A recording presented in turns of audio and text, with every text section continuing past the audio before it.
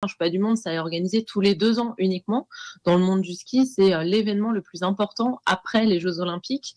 Et puis, il faut se le rappeler, comme vous l'avez bien dit en entrée, que des championnats du monde en France, il y en a en moyenne tous les 15 ans.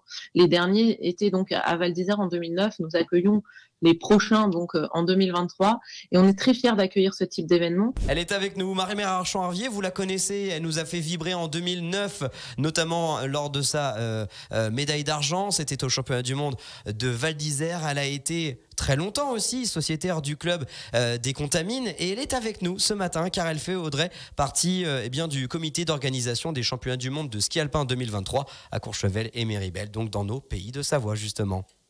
Bonjour Marie-Mère Archambault. Bonjour à tous. Bonjour Marie. Ravi d'être avec vous. Alors on est à 2 mois de l'événement, ça on est où du côté de l'organisation ?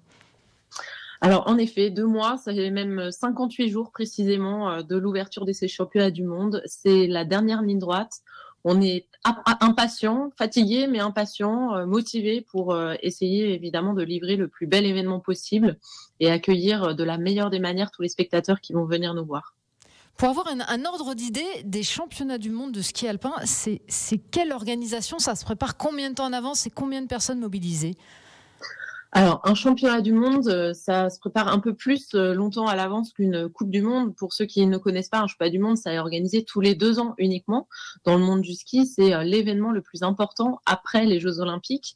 Et puis, il faut se le rappeler, comme vous l'avez bien dit en entrée, que des championnats du monde en France, il y en a en moyenne tous les 15 ans. Les derniers étaient donc à Val d'Isère en 2009. Nous accueillons les prochains donc en 2023 et on est très fiers d'accueillir ce type d'événement. En termes de nombre, ça représente par exemple pour les bénévoles qui sont chez nous des équipiers, 1200 équipiers qui vont travailler pendant la quinzaine et puis plus de 100 personnes engagées au quotidien évidemment pour gérer et faire vivre ce comité d'organisation. Je n'ai pas les chiffres exacts du nombre de personnes impliquées directement et indirectement, mais en tout cas c'est une énorme machine. Évidemment c'est 15 jours de compétition et puis c'est jusqu'à 150 000 spectateurs qu'on attend. Donc forcément pour organiser un tel événement, il doit y avoir du monde impliqué. Et si on regarde, la candidature a été validée en 2018. Et donc, le comité d'organisation s'est construit à la suite de ça. Puis, évidemment, est monté en puissance en termes d'organisation et de ressources humaines. Qu'est-ce qui est le plus compliqué ? On imagine qu'il y a énormément de choses à penser. On pense très, très factuellement aux compétitions, à l'accueil des spectateurs. Mais j'imagine que derrière, il y a énormément de choses à penser. Oui, évidemment, organiser un tel événement, c'est une machine. C'est-à-dire qu'on commence par la base, c'est-à-dire qu'on doit livrer un événement sportif parfait, ou en tout cas le mieux possible. Donc là, évidemment, nous travaillons avec les parties prenantes, que sont les exploitants de domaines skiables, sur 2 stations différentes, puisque nous sommes à Courchevel et puis à Méribel. Commencer par livrer une piste parfaite. Donc, il y a les clubs des sports qui sont impliqués, puisque eux sont spécialistes de ça, les exploitants de domaines skiables, et puis de nombreuses personnes qui vont mettre en place les pistes. Et puis, évidemment, autour de ça, c'est une grosse fête. Donc, qui dit grosse fête dit organisation, création d'un village spectateur, création d'un programme d'animation pour avoir de l'ambiance à partir du moment où on arrive sur le site jusqu'à la fin. Et puis, évidemment, ça aussi amène beaucoup de logistique. C'est-à-dire que pour accueillir autant de spectateurs sur site, eh bien c'est simple, il faut organiser tout ça et on est très fiers de pouvoir dire qu'on organise un plan de mobilité très ambitieux puisque des départs depuis les grandes villes de la région Auvergne-Rhône-Alpes vont se passer pour être les transporteurs des championnats du monde et acheminer les spectateurs sur les sites de compétition facilement, sereinement, d'une manière écologique et économique puisque ce sera qu'à partir de 10 € par personne l'aller-retour. Qu'on parte par exemple d'Annecy, de Grenoble, de Chambéry, de Lyon, d'Albertville et de toutes les petites villes qui seront les villes de départ de nos transports. Ces championnats du monde de ski alpin de Courchevel-Méribel commenceront donc le 5 février, termineront le 19 février. Au niveau des programmes, alors des compétitions, on viendra après sur le programme des animations, mais côté compétition, Marie-Mère Archambault, est-ce que vous pouvez nous faire un petit topo ? Alors oui, je vais essayer d'être pédagogique parce que on a 15 jours de compétition, on a 2 sites. C'est simple, les épreuves masculines vont se passer côté Courchevel, donc sur la piste de l'Éclipse, donc qui arrive dans le village de Courchevel-le-Prat. Et une partie de certaines des qualifications vont se passer en haut, sur la partie de Courchevel 1850, sur le stade Émile Allais, qui est bien connu de nombreuses personnes.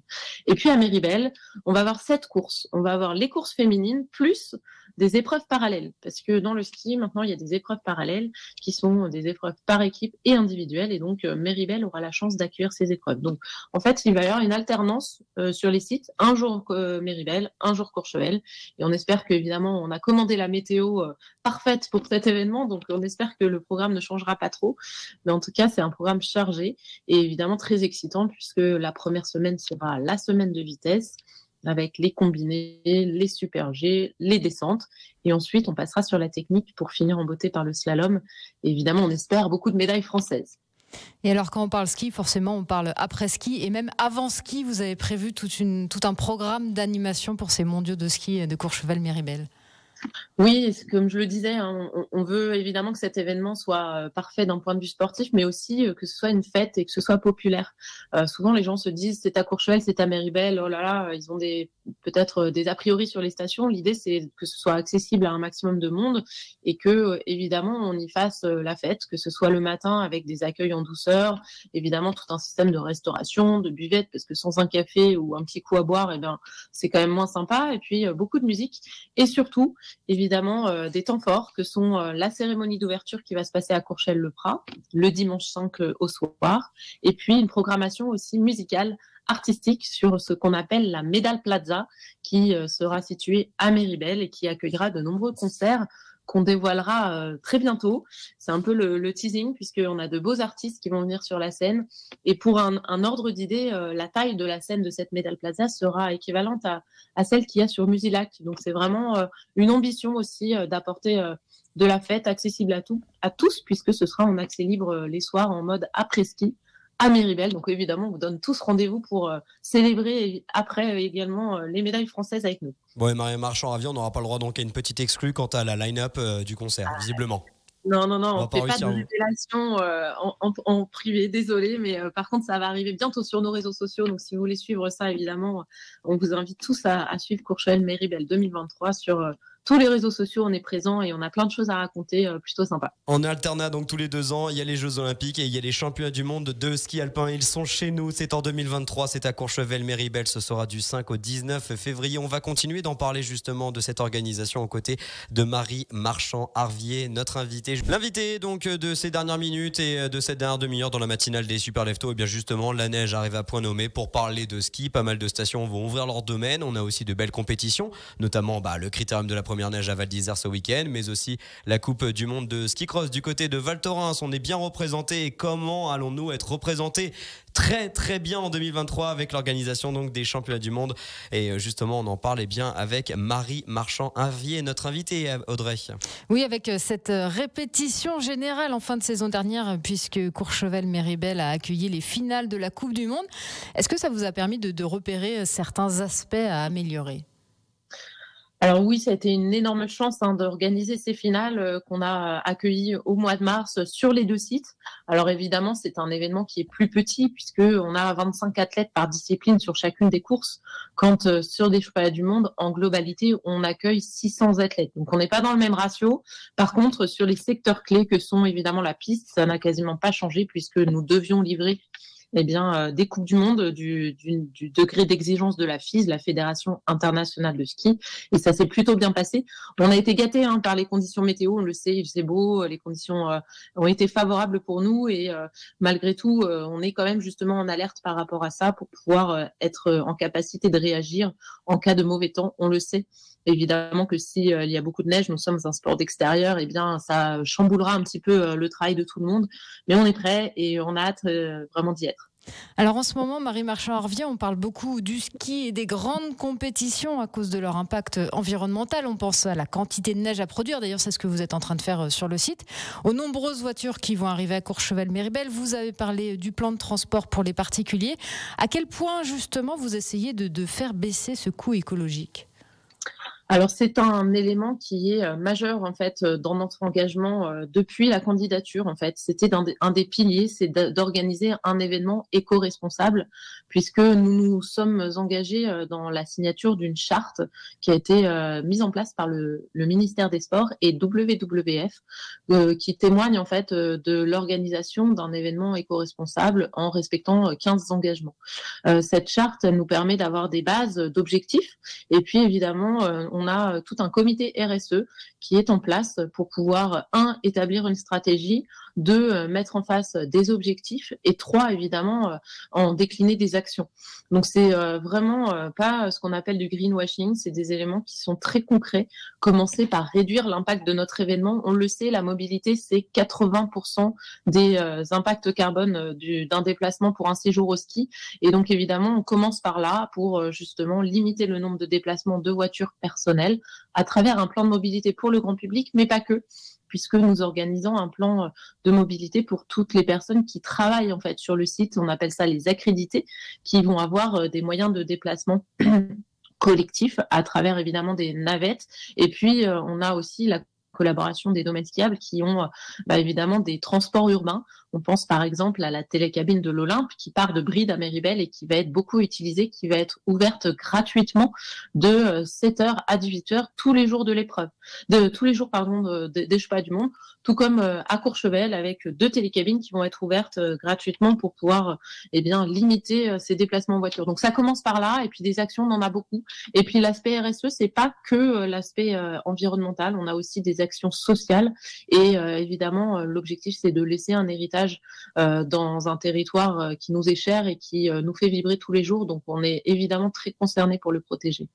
Vous le disiez, Marie Marchand-Harvier, des mondiaux en France, ça arrive tous les 15 ans. Est-ce que vous n'êtes pas un peu jalouse quand même de ceux qui seront dans le portillon de départ ? Oh non, je suis très fière justement de pouvoir être de l'autre côté du portillon, même si je vous avoue que parfois ça me manque un petit peu de barouder et de faire ces compétitions et surtout de faire beaucoup de sport. On a un peu moins de temps quand on travaille normalement, mais c'est justement une fierté pour moi de pouvoir être de l'autre côté, d'apporter mon expérience de skieuse et puis évidemment d'apporter toute la passion que j'ai pour le ski, que j'ai envie de transmettre au plus grand nombre et d'être générateur d'envie, générateur de vocation auprès des plus jeunes pour pouvoir leur dire que le ski c'est magique et que la montagne aussi c'est super chouette. Rapidement, Marie Marchand-Harvier, au niveau de la billetterie pour participer à ces mondiaux de Courchevel-Méribel, il y a encore des places ? Alors, il y a encore des places. Attention, par contre, sur les épreuves des week-ends, qui sont les samedis et dimanches. Donc, les premiers, ce sont des épreuves de descente. Et puis, le dernier samedi et dimanche, ce sont les épreuves de slalom. Les places partent très vite. On le rappelle, 3000 places en tribune de chaque côté. Et puis, des places aussi en raquette d'arrivée, tout comme des places VIP pour ceux qui veulent vivre une expérience un peu plus unique. Les places sont encore un petit peu plus light sur la partie de la semaine, mais en tout cas, on est confiant. On sait que les gens, ça y est, maintenant se projettent dans l'hiver avec cette arrivée massive de neige et on a hâte évidemment d'accueillir un maximum de monde parce que on vous le promet, ce sera plutôt magique et on a envie évidemment de chanter la Marseillaise avec tout le monde en chœur pour célébrer les médailles françaises. Complètement d'accord avec vous. Beaucoup. Merci beaucoup Marie Marchand-Harvier, chargée de communication des championnats du monde de ski alpin de Courchevel-Méribel. À bientôt. Merci à tous et puis on vous donne rendez-vous du 6 au 19 février bien sûr.